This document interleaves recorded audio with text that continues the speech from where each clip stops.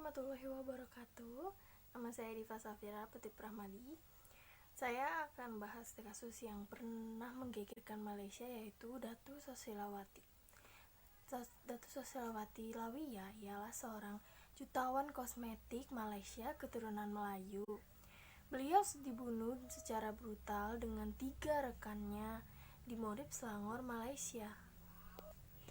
Datuk Sosilawati dikenal sebagai orang yang dermawan dan baik hati juga gigih.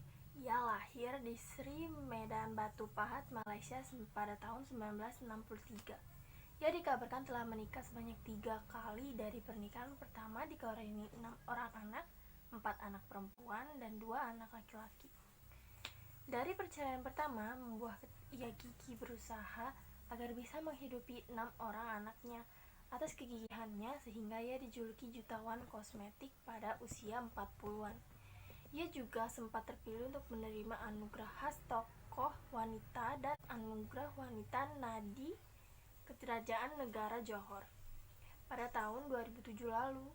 Dan semasa hidupnya beliau dikabarkan memiliki harta dan uang tunai sebanyak 100 juta.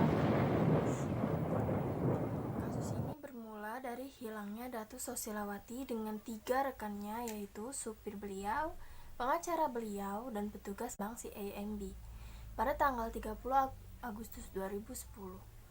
Dikabarkan mereka pergi berempat untuk urusan jual beli tanah. Anak perempuannya Datuk, Ibu Erni, mengatakan pembicaraan terakhir beliau adalah untuk pergi ke Banting dan bertemu Padmanabhan untuk mempercepat pembayaran 2 cek sebesar 4 juta ringgit Malaysia hasil penjualan tanah beliau yang dikelola firma hukum yang dikelola oleh Padmanabhan itu sendiri. Padmanabhan ini dikenal sebagai pengacara terkenal dan maklar tanah di Banting. Ibu Erni akhirnya melaporkan hal tersebut pada pihak kepolisian. Pihak kepolisian tidak menemukan bukti apapun selama itu sampai akhirnya selama 1 minggu laporan tersebut diterima kepolisian. Tepatnya tanggal 6 September 2010, mobil BMW X WTL 2 milik Datuk Sosilawati ditemukan di parkiran apartemen Angsana USJ 1 di Subang Jaya. Dan kemudian mobil BMW seri 5 milik pengacara beliau ditemukan di kawasan berbeda, yaitu di depan Hotel Grand Arcade Subang Jaya. Dan keterangan dari pengurus Hong Leong Bank menjabarkan pada tanggal 30 Agustus 2010 hari hilangnya Sosilawati, jumlah dana Padmanabhan di banknya hanya ada 1.300.000 ringgit Malaysia, sedangkan pembayaran sebanyak 4 juta ringgit Malaysia. Dan ternyata dari fakta tersebut dapat disimpulkan bahwa kasus ini adalah kasus pembunuhan berencana. Masa pengadilan kasus ini berlangsung lama, yaitu 7 tahun. Pada 16 Maret 2017, pengadilan Malaysia menjatuhkan hukuman mati dengan cara digantung untuk Padmanabhan dan adik juga 3 pekerja yang ia minta untuk mengeksekusi para korban.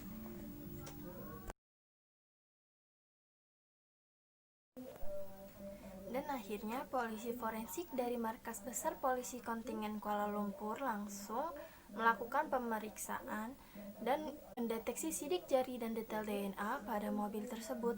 Juga panggilan telepon masuk dan keluar serta SMS secara paralel pun sedang diperiksa. Dan melalui pemeriksaan inilah pada 11 September 2010 Padmanabhan serta sang adik yang bernama Surendran langsung ditindaklanjuti untuk dilakukan investigasi.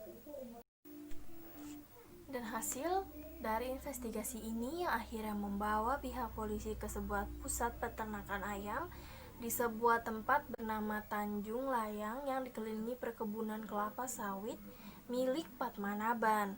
Dan disitulah segalanya terungkap, di mana pihak polisi menemukan bukti berupa tempat pembakaran tersebut memiliki bau bensin yang begitu menyengat, yang dimana memiliki bekas pembakaran mayat-mayat korban.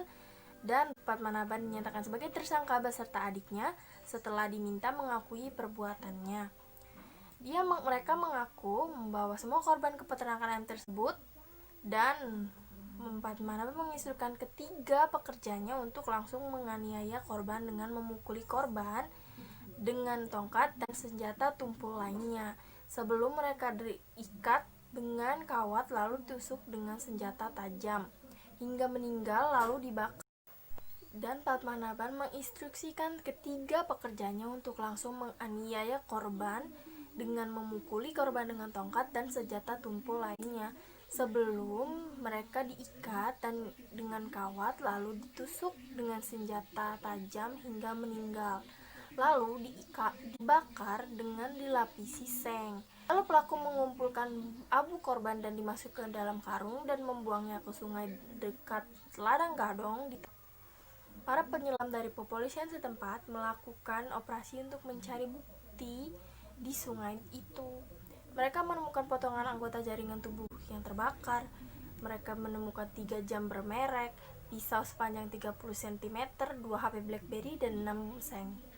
Di Sungai Gelanggang Buaya, kampung Kelunang, kayu bekas bakaran abu manusia diduga.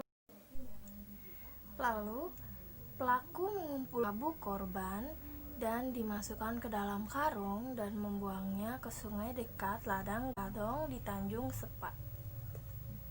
Para penyelam dari kepolisian setempat melakukan operasi untuk mencari itu. Mereka menemukan potongan anggota jaringan tubuh yang terbakar, lalu 3